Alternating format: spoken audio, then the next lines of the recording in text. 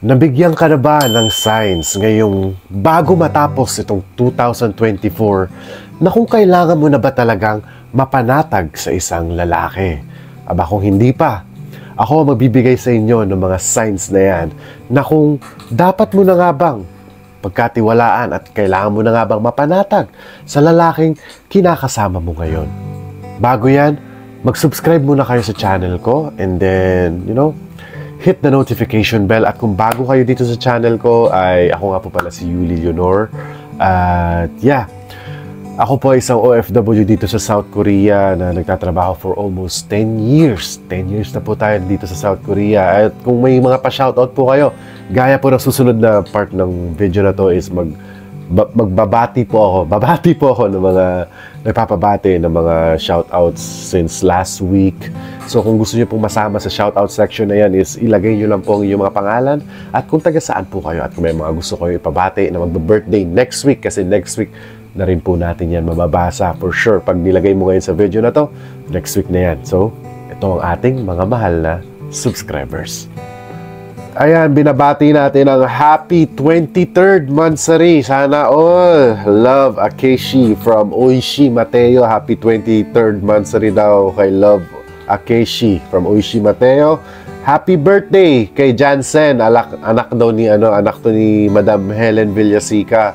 Birthday ni Jansen sa October 29. Happy birthday Jansen from Kuya Yuli mo.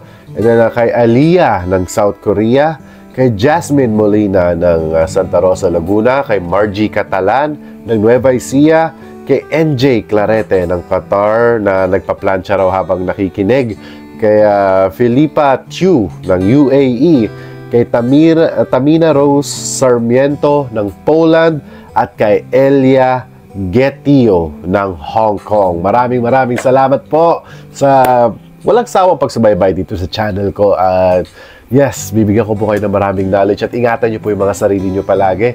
Tandaan, kumain ng gulay para humaba ang buhay. So, let's go to the video. Mga signs na kung kailangan mo na nga bang mapanatag sa isang lalaki at para masabi mo na siya na nga ang lalaking para sa'yo. Number 1, kapag meron siyang ambition para sa inyong dalawa. A guy without no ambition is like going nowhere. Tandaan nyo yan. Ang lalaking walang ambisyon, walang patutunguhan yan. Hihiga lang yan sa bahay, gigising, matutulog na naman ulit at gigising. Wala nang plano sa buhay.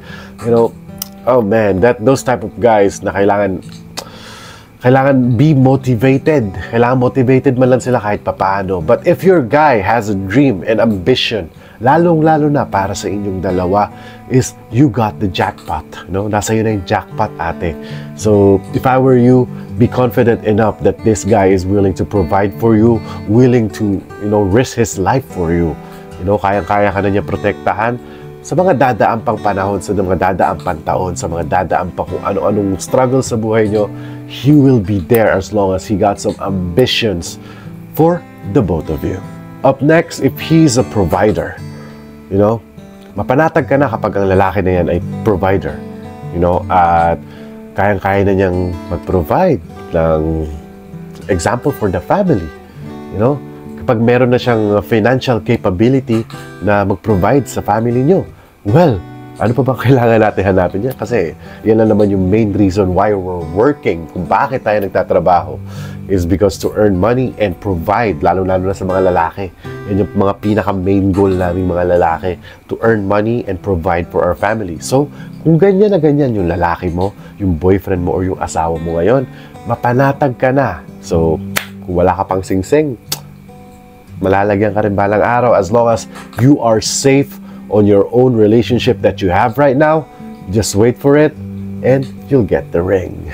Up next, if he's a consistent romantic type of person, kapag dumaan na yung napakaraming taon at hindi siya nagbago, siya pa rin yung Mr. Romantiko na nakilala mo noong una at dumaan na yung 4 na taon, 5 taon, or sabihin natin pinakamababa 2 taon, he stayed the same. Walang pinagbago. He's still giving you flowers, dinadala ka pa rin niya sa date, pinapa-spark niya palalo yung relasyon nyo. That type of romantic guy that is really consistent of what he's doing. Napaka-consistent niya sa mga ginagawa niya sa'yo. Girl, I'm telling you right now, be confident na. Maging mapanatag ka na sa kanya. And you don't have to worry about anything if that's the type of guy do you have right now in your life. So, what are you waiting for? You know? You don't have to overthink. Hindi mo na kailangan, romantic eh. He's giving you all the sunshines and the rainbows of the world. So, ano pa hinahanap mo? Wala na, di ba? So, mapanatag ka na. Up next is, he's the type of guy like, he do what he say. Hindi lang siya puro salita. This type of guy is really like, you can separate that type of guy to the other boys. Pwede mo siyang i-separate sa mga other na mga lalaki dyan na, more on gawa siya. He is not only making promises sa'yo. Instead of promises, gagawin na lang niya sa'yo. Kasi sometimes, guys are love to give you some of an empty words na wala namang laman minsan.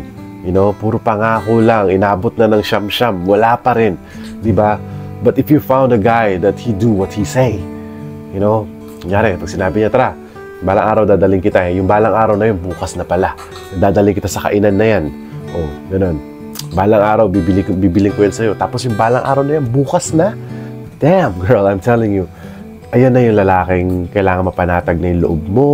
Wala ka na kailangan ikabahala. And you got the jackpot, as I was saying. And last but not the least is, he never changed over time. Like, it's also the same sa number 2 natin, number 3, yung consistent romantic. But it's also the same na he never changed over time. If he's the type of good guy na na-meet mo dati, ganun pa rin siya hanggang ngayon. Walang pinagbago. Nagpo-provide pa rin siya. Up until now, he's providing. Inaalagaan niya mga anak niyo. Inaalagaan niya kung kayong magpamilya. He never failed to take care of you. He never failed to provide at protektahan kayo. Girl, wala ka na kailangan ikaw-worry kasi nasa iyo na lahat. That is, I think, every girl's dream kapag yung lalaki is always consistent on what he do, what he say, at never siyang nagbago over time. Yun. So, yeah. As I said, if you have this type of trait sa lalaki niyo, kung ganyan ugali ng lalaki niyo, I'm giving you a clap and you better take care of him at i-keep mo na siya habang buhay. At sana i-keep nyo rin ako dito sa channel na to at paramihin nyo pa yung family natin dito sa YouTube. And do not forget to like, share, and subscribe to this channel at i-hit nyo na yung notification bell para updated kayo sa mga ina-upload kong videos. Every week, we have 3 to 4 videos every week. So, napakarami yan. So, abangan nyo na lang din yung mga shoutout sa mga videos na yan next week. So, kung nag-shoutout kayo ngayon, hanapin nyo na lang sa next week hanggang Friday or Saturday. Saturday yung last post kasi natin palagi. Last post of the week natin is Saturday. So, hanapin nyo na lang dyan. So, if I miss out something, I'm so sorry. So, huwag nyo rin kalimutan i-follow yung Instagram ko right here. Yan, para makita nyo yung mga personal stuffs na nangyayari dito sa akin sa South Korea as an OFW. At mga personal stuffs, of course. So, yeah. So, without no more further ado, ako nga po pala si Yuli Leonor.